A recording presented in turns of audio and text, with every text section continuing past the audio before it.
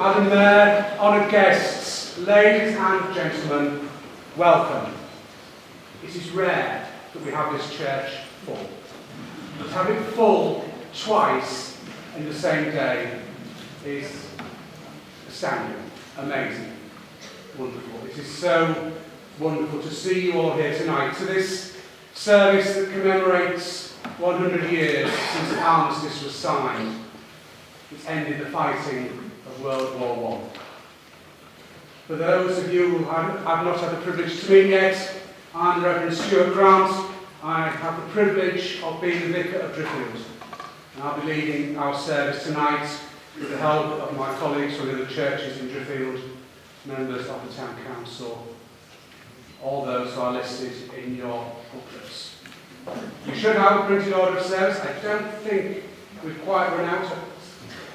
We've been waiting for them from the door, so we've still got them. They need all the words you need for tonight's service.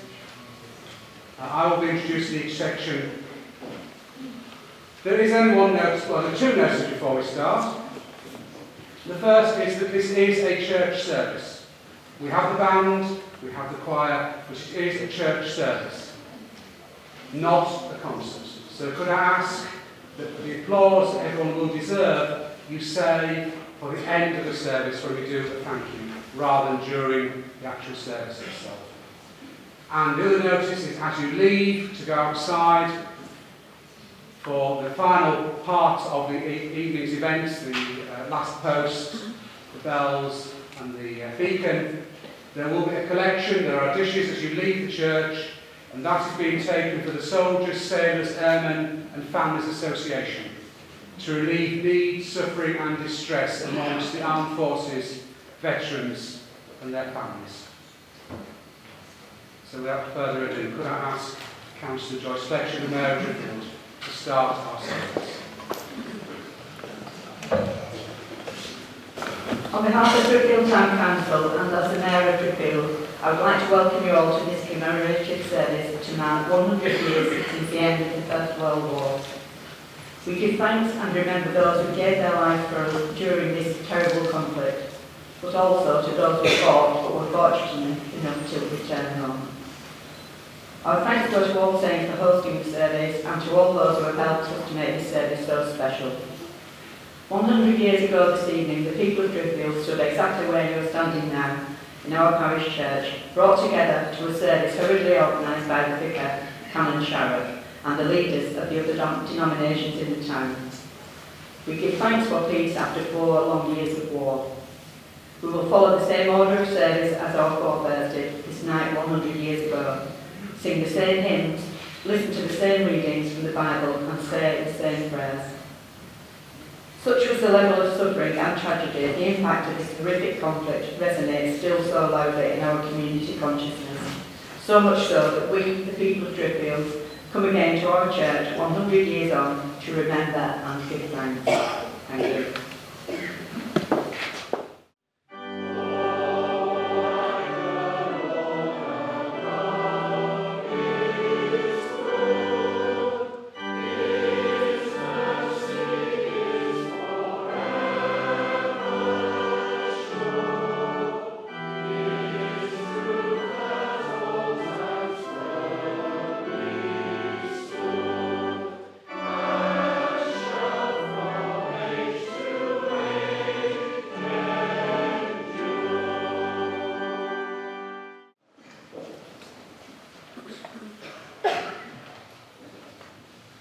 I'm going to read are from the prophet Joel, chapter 2, and I'm going to begin at verse 15. And these words are from the King James Version of the Bible. All the words you hear in the readings this evening will be the exact same words that were heard in this place 100 years ago. Yea, the Lord will answer and say unto his people, Behold, I will send you corn and wine and oil, and ye shall be satisfied therewith. And I will no more make you a reproach among the heathen. But I will remove far off from you the northern army, and will drive him into a land barren and desolate, with his face toward the east sea, and his hinder part toward the utmost sea. And his stink shall come up, and his ill savour shall come up, because he hath done great things. Fear not, O land, be glad and rejoice, for the Lord will do great things. Be not afraid, ye beasts of the field, for the pastures of the wilderness do spring. For the tree beareth her fruit, the fig tree and the vine do yield their strength. Be glad then, ye children of Zion, and rejoice in the Lord your God. For he hath given you the former rain moderately, and he will cause to come down for you the rain, the former rain, and the latter rain in the first month. And the floors shall be full of wheat, and the vats shall overflow with wine and oil. And I will restore to you the years that the locust hath eaten, the cankerworm and the caterpillar, and the palmer worm, my great army which I sent among you. And ye shall eat in plenty, and be satisfied, and praise the name of the Lord your God, that hath dealt wondrously with you. And my people shall never be ashamed. And ye shall know that I am in the midst of Israel, and that I am the Lord your God, and none else, and my people shall never be ashamed. And it shall come to pass afterward, that I will pour out my spirit upon all flesh, and your sons and your daughters shall prophesy. Your old men shall dream dreams, your young men shall see visions. And also upon the servants, and upon the handmaids in those days will I pour out my spirit. And I will shew wonders in the heavens and the earth, blood and fire and pillows of smoke. The sun shall be turned into darkness, and the moon into blood, before the great and terrible day of the Lord come. And it shall come to pass, that whosoever shall call on the name of the Lord shall be delivered. For in Mount Zion and in Jerusalem shall be deliverance, as the Lord hath said, and in the remnant whom the Lord shall call. This is the word of the Lord. Thanks be to God.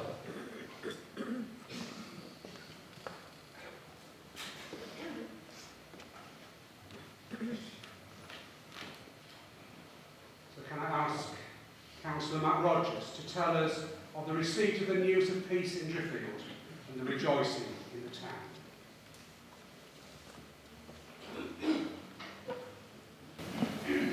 Receipt of the news in Driffield. The news that hostilities had ceased was received in Driffield about noon on Monday, November the 11th. And shortly after 1 o'clock, Mr. S.H. Gibson, J.P., Chairman of the Urban Council, mounted the balcony of the Bell Hotel in the marketplace, where there was a large crowd assembled, owing to it being the first Martinmas hirings.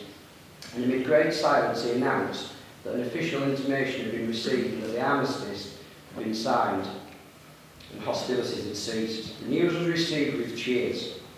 Mr. Gibson went on to say that it was news we had long waited for, and now it had come that he hoped all would act and become ladies and gentlemen and receive the news as became English men and women. 3 hearty cheers followed for the King, our boys at the front, and the Navy who had kept our shores free from invasion. Numerous flags were displayed all over the town. The bells of the parish church and Catholic church were rung, and buzzers were sounded in several parts of the town. The streets were alive until a late hour of the night with large crowds.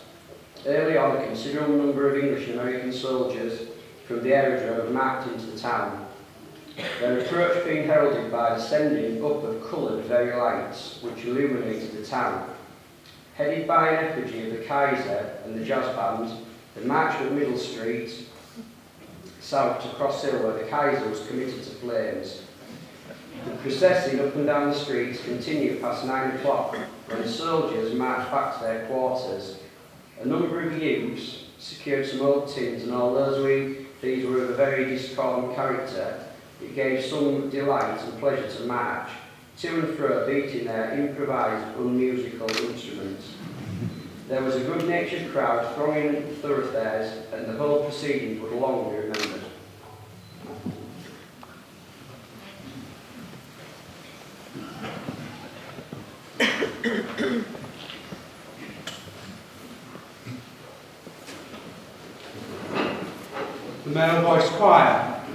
sing, please.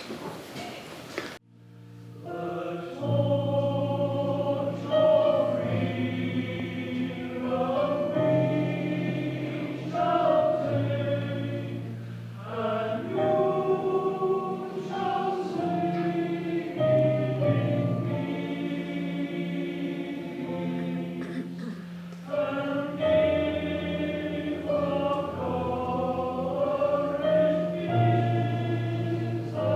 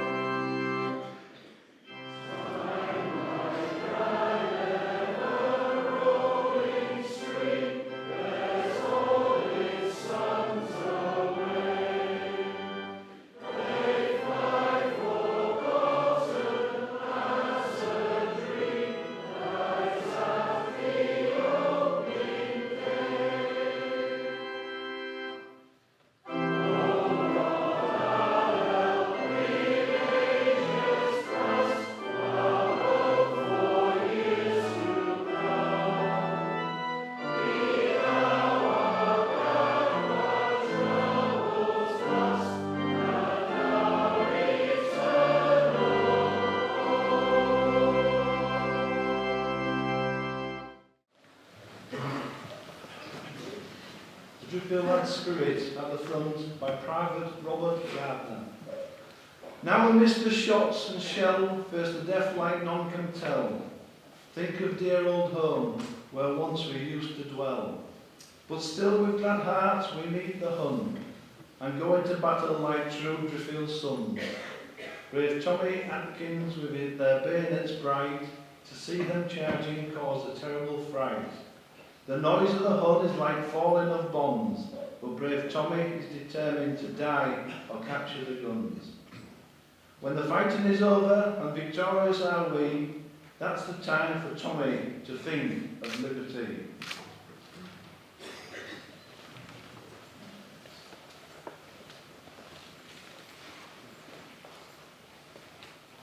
My colleague, the Reverend Jackie Tonkin, will now bring us an item that came too late to be in the programme.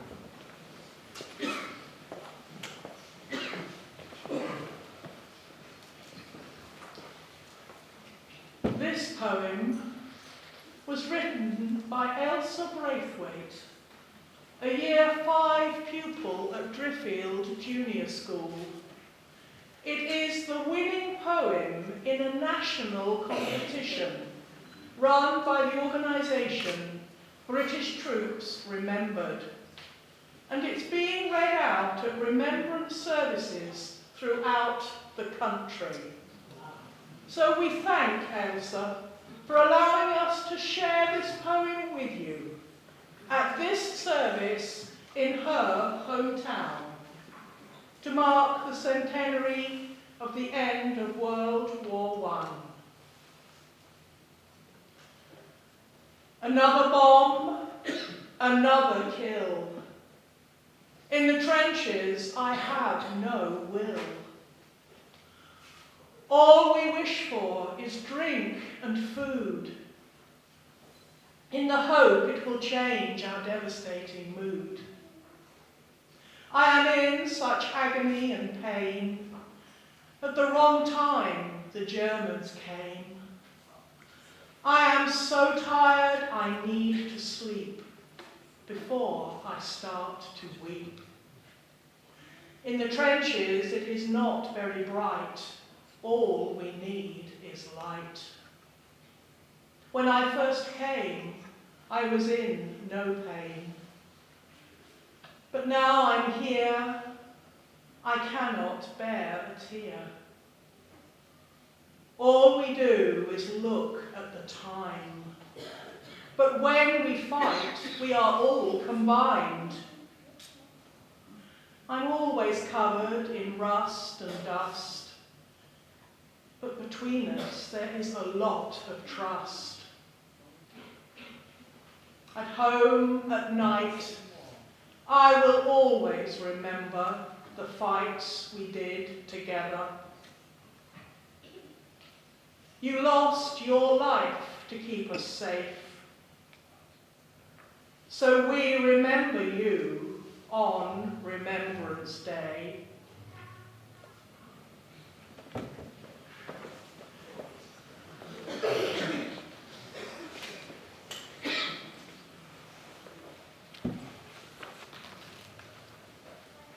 So can I ask Councillor Mark Blakeson to tell us about There But Not There?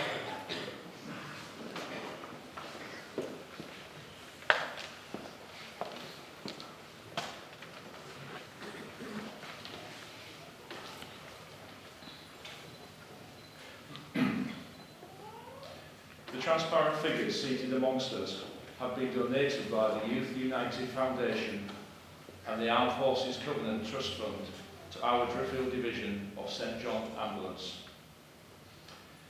By way of tribute to all the Driffield men who made the ultimate sacrifice, we give names to 15 of them, each represented by one of the figures. 15 silhouettes, 15 men, 15 names, 15 lives, there but not there. Private Joseph Knowlton, aged 21. Joseph was the second son of Mr. Albert Knowlton of Eastgate North and the first Driffield man to fall in defence of his country on September 23, 1914. His parents received a letter signed by Lord Kitchener expressing their sympathy for their sorrow on behalf of the King and Queen. The last communication his parents had from him was the previous month, when he stated that they were not having a bad time of it. He was formerly employed by Driffield tailor Mr. J. Adamson and was a scholar in the Primitive Methodist Sunday School. His older brother Fred was also killed in the war in August 1916. Private Walter Alfred Robson, aged 27. Walter was the third son of Mr. A.W. Robson of Eastleigh Dairy Farm, Driffield, and was killed by a shell in July 1916. He was described by his commanding officer as a promising worker and a very good soldier who laid down his life for king and country and died a true soldier's death. Sergeant Ernest Watson, aged 24. Ernest was the third son of Mr. J.W. Watson, jeweller of Middle Street South and a qualified chemist. He was overcome by gas in December of 1916. His commanding officer said, "I have nothing but praise for him and his work. He was always cheerful and willing, and a universal favourite with the rest of the section."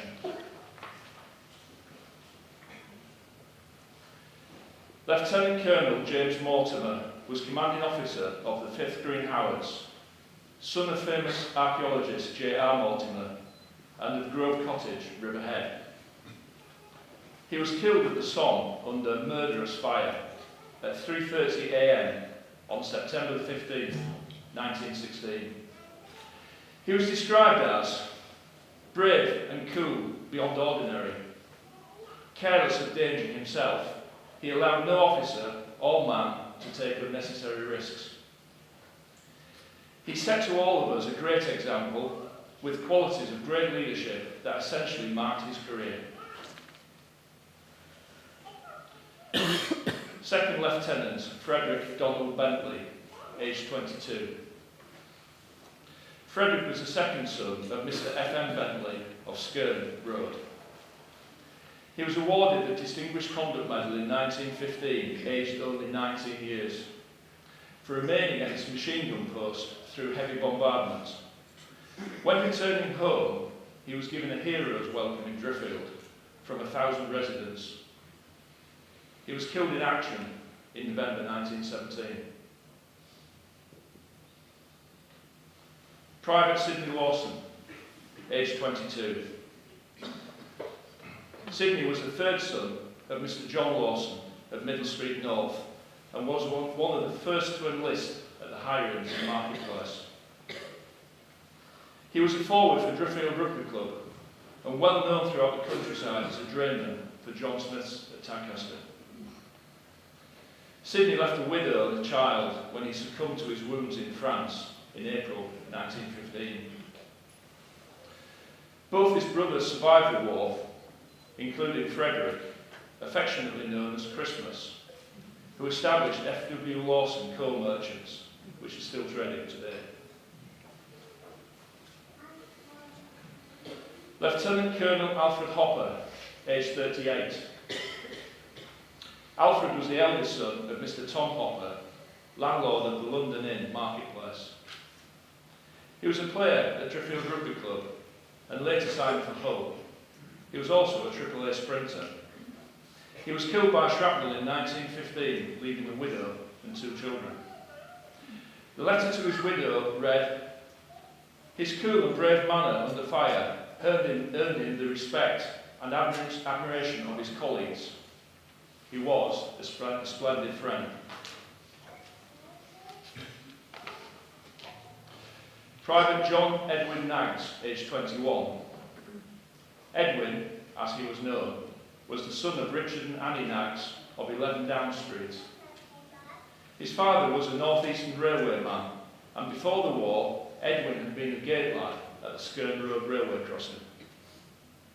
He died on April 23, 1917, having been wounded twice previously. Private Joseph Cornwell of Scarborough Road worked as a shepherd for Mr. Temple at Slaesdale. He was killed on April the 9th, 1918, leaving a widow and 5 children. His CO wrote, "We will all miss him very much. He was a good soldier and always cheery, and I hope that the fact that he died for his king and country, like a hero, may in some way console you in your great loss."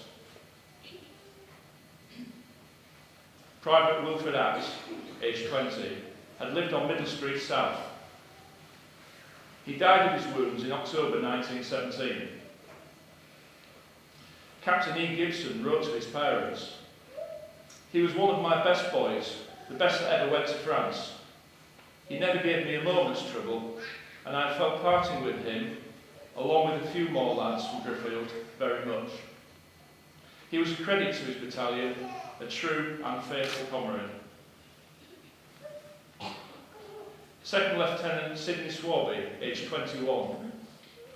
Sidney was the son of the late Thomas Swaby of the Bay Horse Inn and nephew of Mr. and Mrs. Laybourne of the Spread Eagle, with whom he had lived after the death of his parents. He died of his wounds in August 1918. He was described as a most gallant officer in the way he led his men, always at the forefront of the fighting and extremely popular. He had been recommended for the Military Cross. Private Alfred Dwyer, aged 26. Alfred was the youngest son of Mr. P. Dwyer, the respected verger of Driffield Parish Church. While on leave in June 1916, Alfred had plunged into the falls at King's Mill and rescued a drowning girl. He was described as a man of fine physique. He died from his wounds in Rouen in June 1917.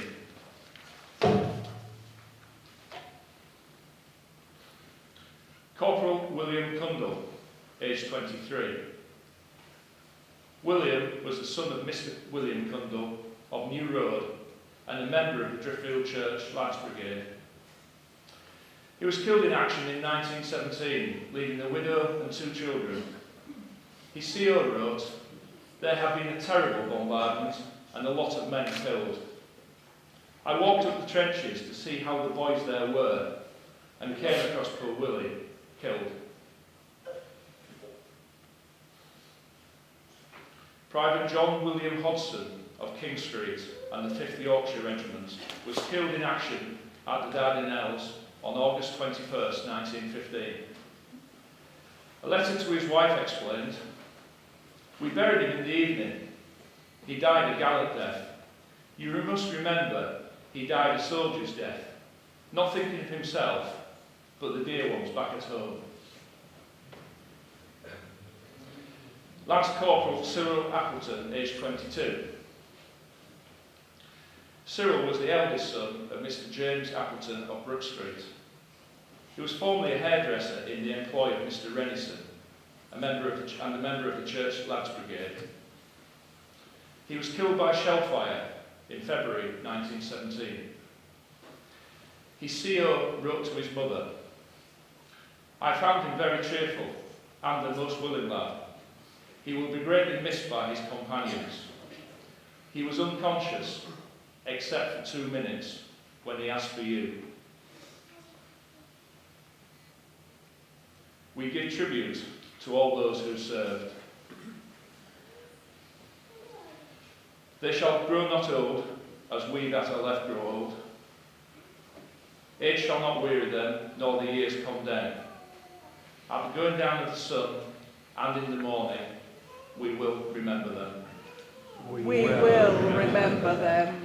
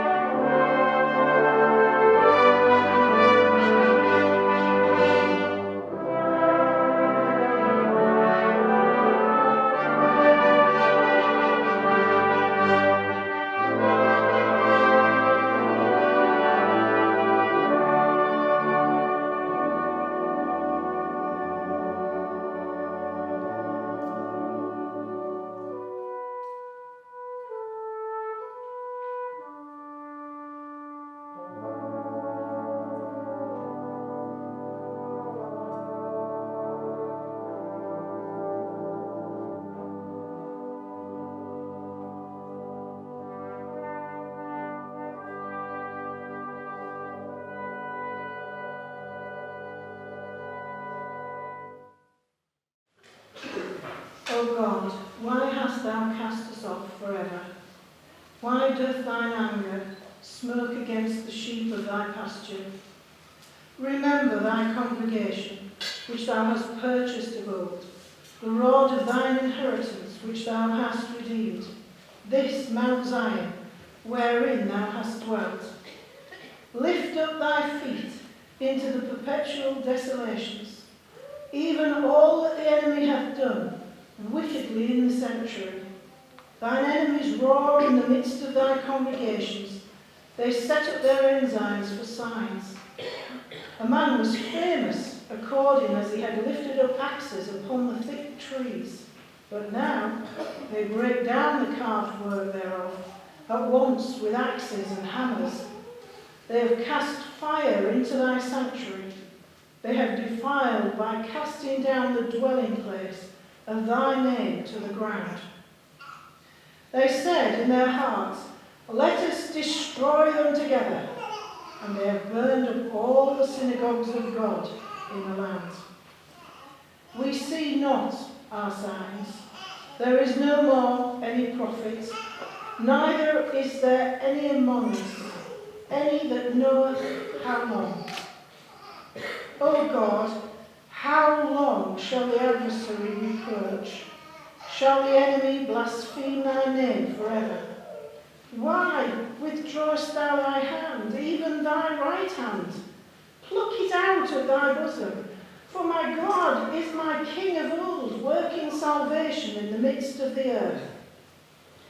Thou didst divide the sea by thy strength. Thou breakest the heads of the dragons in the waters. Thou breakest the heads of the Leviathan in pieces, and gavest him to be meat to the people inhabiting the wilderness. Thou didst cleave the fountain and the flood. Thou driest up the mighty rivers. The day is thine, the night also is thine. Thou hast prepared the light and the sun. Thou hast set all borders on the earth. Thou hast made summer and winter. Remember this, that the enemy hath reproached, O Lord, and that the foolish people have blasphemed thy name. O deliver not the soul of thy turtle dove unto the multitude of the wicked. Forget not thy congregation of the poor forever. Have respect unto thy covenant, for the dark places of the earth are full of the habitations of cruelty. O let not the oppressed return ashamed. Let the poor and the needy praise thy name. Arise, O God, plead thine own cause. Remember how the foolish man reproacheth thee daily. Forget not the voice of thine enemies, the tumult of those that rise up against thee, in ceasing continually. Amen.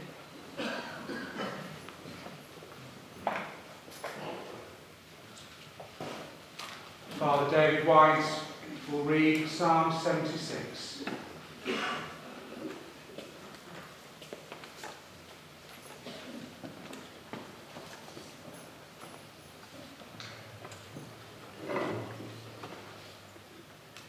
In Judah is God known. His name is great in Israel. In Salem also is his tabernacle, and his dwelling place in Zion. There brake he the arrows of the bow, the shield and the sword, and the battle. Thou art more glorious and excellent than the mountains of clay. The stout-hearted are spoiled, they have slept their sleep, and gone the men of might have found their hands. At thy rebuke, O God of Jacob, both the chariot and the horse are cast into the dead sleep. Thou, even thou, art to be feared, and who may stand in thy sight when once thou art angry. Thou didst cause judgment to be heard from heaven. The earth feared and was still. When God arose to judgment to save all the meek of the earth, surely the wrath of man shall praise thee, but the remainder of wrath shalt thou restrain. Vow and pay unto the Lord your God. Let all that be round about him bring presents unto him that ought to be feared. He shall cut off the spirit of princes. He is terrible to the kings of the earth.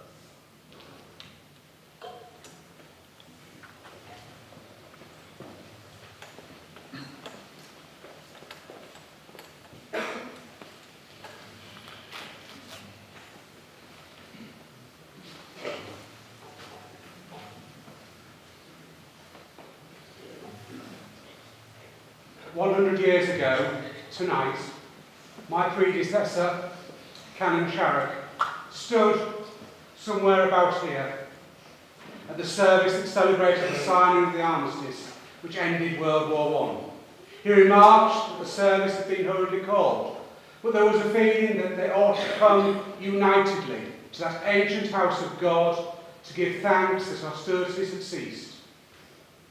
It would not be until the middle of the next year that the full peace celebrations could be held, something we will hear about shortly. Now, while this service has had more time in the planning than the one 100 years ago, we still have a need to come here, to this ancient house of God, and give thanks.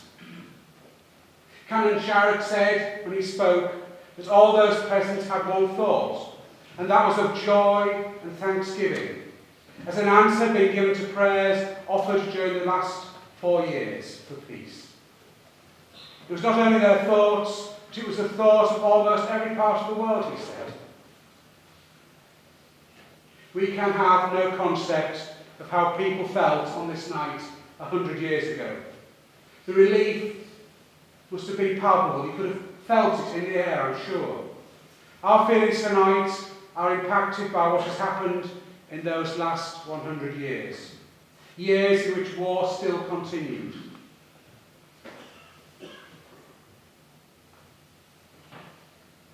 Canon Sharrock said that previous to the war, we did not value the peace we had so long enjoyed, but now we realise what the blessings of peace were.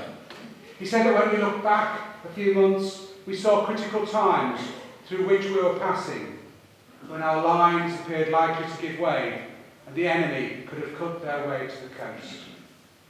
He said there were dark days, especially for those having loved ones at the front.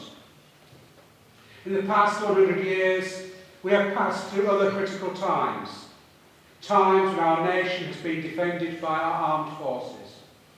And every time our armed forces defend us, they leave loved ones at home, praying that they will return alive and unharmed. And sadly, we know that this is not always the case.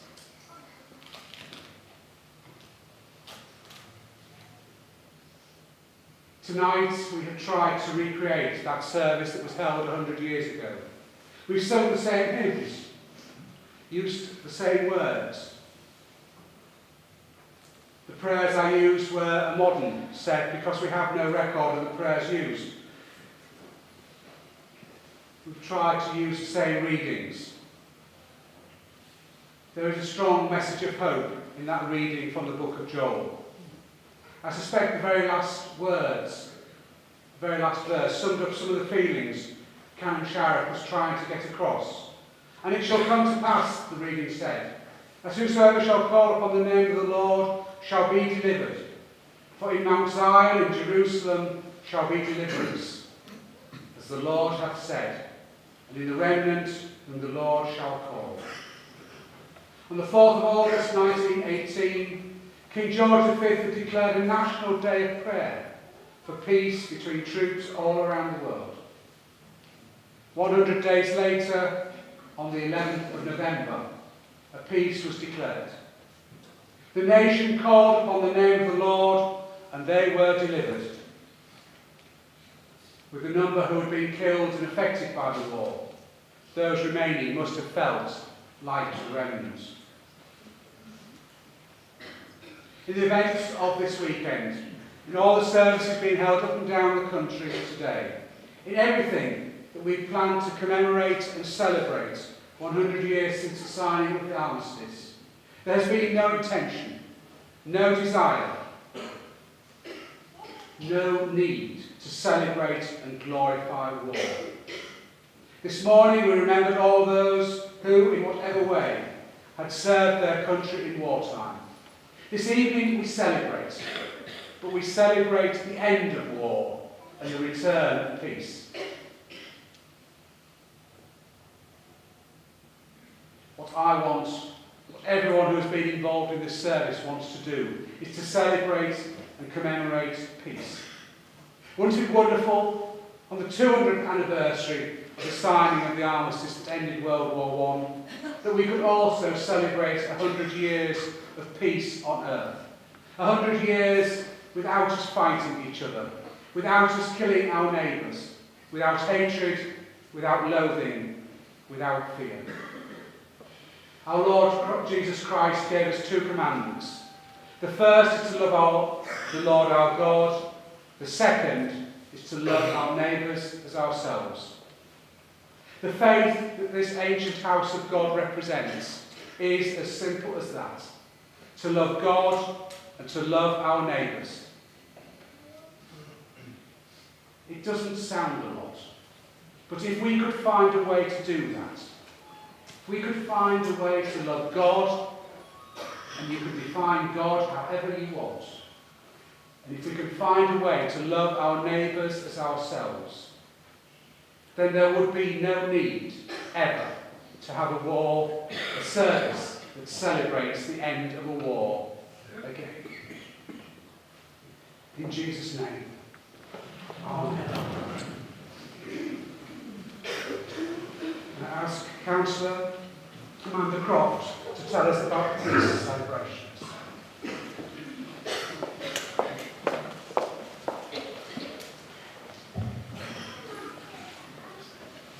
The peace celebrations in Driffield 1919.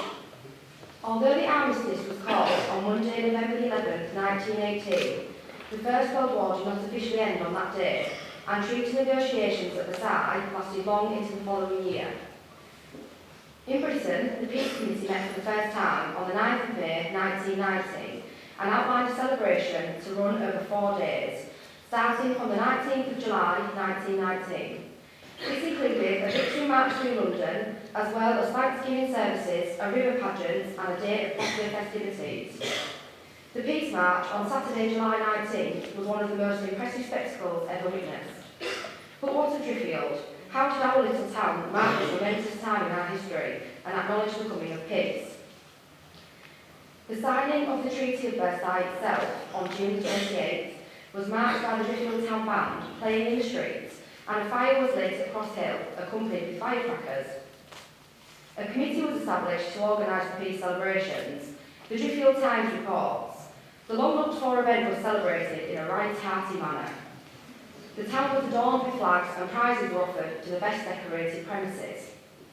A tea for over 1,200 children, organised by all the churches and the secondary schools, was held on Friday evening, followed by a tea for the 150 teachers.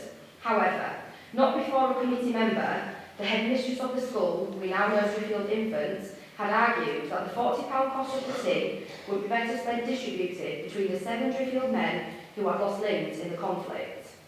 The committee pressed on with the children's tea. This was followed by a tree planting at the Church of England School at Cross Hill and the Council School on Montford Road. Both English yew trees still survive today. On Saturday, July 19th, a comic cricket match was played at Driffield Recreation Ground between the team put together by Mr Leeson, donning tall hats, the other made up of demobilised soldiers in garb of different character. The antics cut by the players created much laughter among the large number of spectators. A dinner of roast beef and mutton was held in the Corn Exchange and was enjoyed by returned soldiers and sailors later in the day, each represented with a cigar and cigarettes. A procession of school children carrying flags followed at 1 p.m. with a mass meeting at the marketplace. The national anthem was sung, led by our very own Driffield Town Band. Children's sports then followed at the recreation ground. At 4:30, the tea was enjoyed by the over 70s at the Wesleyan schoolroom. In the evening at 6 p.m. came the grand procession, headed by the Driffield Town Band, and the rear being brought up by a captured German gun, which had been presented to the town. From the station, they made their way to the recreation ground, where a crowd of 4,000 had assembled to take part in sports of all kinds, from bicycle races to fancy dress competitions, along with running races, which featured the 100 yards handicap for married men over 40, and the 80-yard race for members of the Driffield Town Band.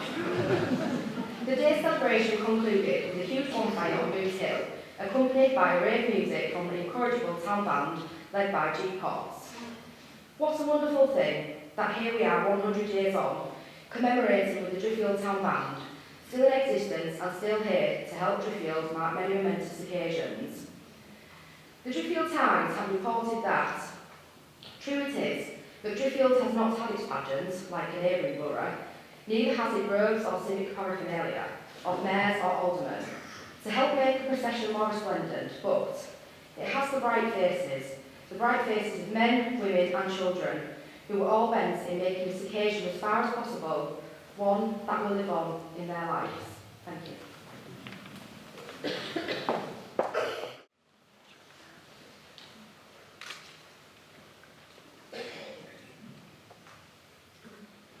The names of the fallen: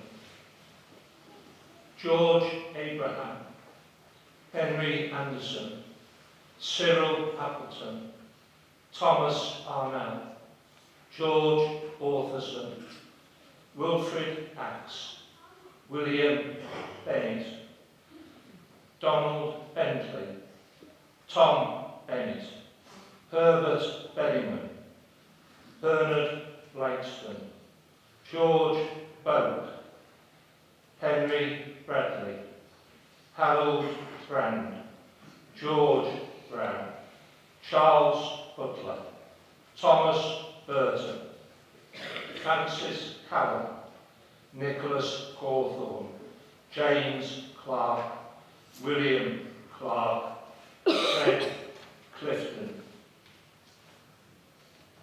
Herbert Colby, George Corinson, Harold Corinson, Joseph Cornwell, Charles Cundall, William Cundall, Benjamin Cuthbert, Walter Gale, Charles Dawson, John Dixon, Wilfrid Dixon, George Dunning, Alfred Dwyer, Alfred Edmund, David Edmund, Arthur Alcott, Matthew Etherington, David Fox, John Fletcher, John Gott, William Gott, Clarence Griffith,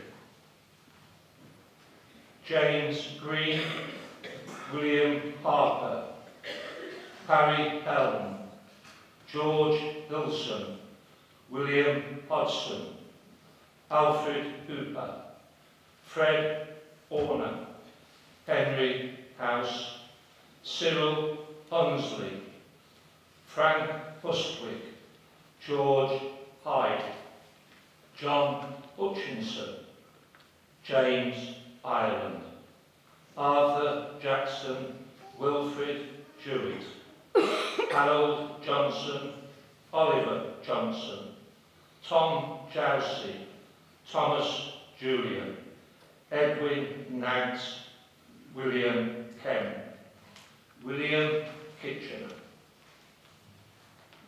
Walter Large, Sidney Lawson, Thomas Leeson, Harry Marsh, Robert Maynard, Frank Meek, Richard Merkin, Herbert Miller, Tom Miller, John Miller, James Mortimer, Edwin Naughton, Fred Naughton, Joseph Naughton, Henry Overfield, John Patrick, George Pickering, Shelton Radford, William Radley, Clarence Railton, William Ransom, Harold Baylor, Arthur Richardson, Alfred Richardson, Edward Richardson, A. Robson, Fred Robson, Herbert Robson, Walter Robson, Joseph Rowe, Henry Rothenberg, Percy Rugg, Wilmot Storden, James Shaw, Alfred Sherwood, John Sherwood, Sidney Shipley, Harold Smith, Hugh Stavely, Alfred Stevenson, George Stevenson, George Stockton, Wilfred Speck, Sidney Swaley, Frederick Tipsy, Harold Tasker, Albert Temple, Tom Tennyson, Alfred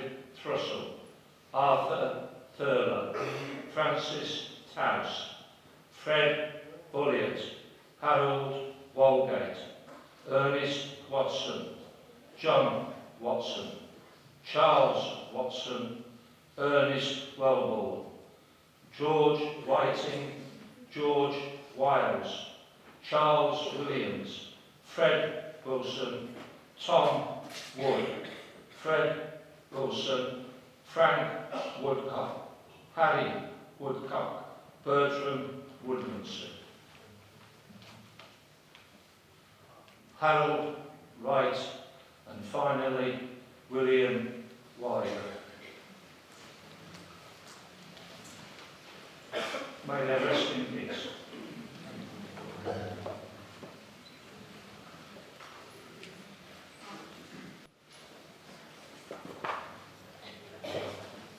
We stand to sing, Now Thank We All Our God.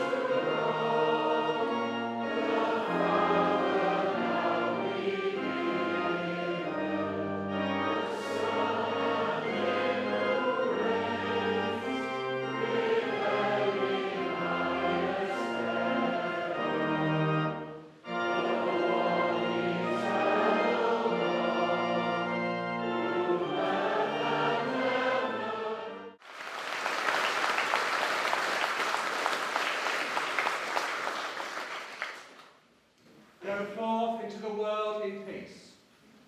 Be of good courage. Hold fast to that which is good.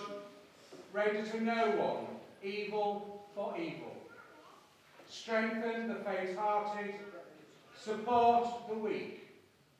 Help the afflicted. Honour everyone. Love and serve the Lord, rejoicing in the power of the Holy Spirit. And the blessing of God Almighty, the Father, the Son, and the Holy Spirit, be among you and remain with you always. Amen. The National Anthem.